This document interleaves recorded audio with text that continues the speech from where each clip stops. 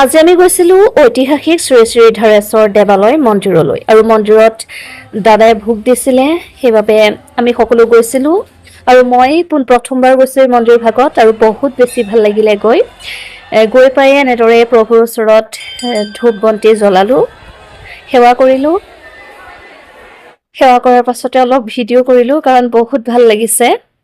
খুব এটা সুন্দৰ পৰিৱেশৰ মাজত মন্দিৰ ভাগ অৱস্থিত।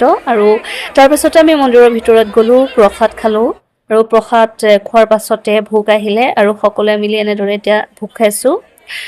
মন্দিৰত বহুত মানুহ হৈছিলে, বহুত কেইঘৰে হয়তো ভোগ দিছিলে, সেইবাবে একেলগে সকলোৱে এনেদৰে বহি ভোগ খালোঁ।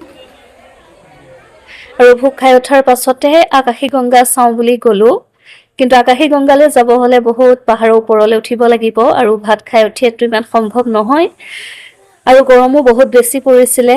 তো যিমানখিনি পাৰিলোঁ ওপৰলৈ গ'লোঁ, অলপ ফটো উঠিলোঁ কাৰণ খুব ধুনীয়া লাগিছে পৰিৱেশটো পাহাৰৰ মাজত আৰু পাহাৰৰ মাজেদি এনেদৰে ওখ চিৰি আছে, ওপৰলৈ উঠি যাব লাগে। কিছু ফটো চটো উঠাৰ পাছত নামি আহিলোঁ।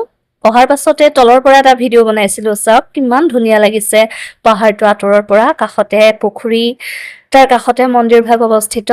মোৰ বহুত বেছি ভাল লাগিলে গৈ। আপোনালোক গৈছেনে?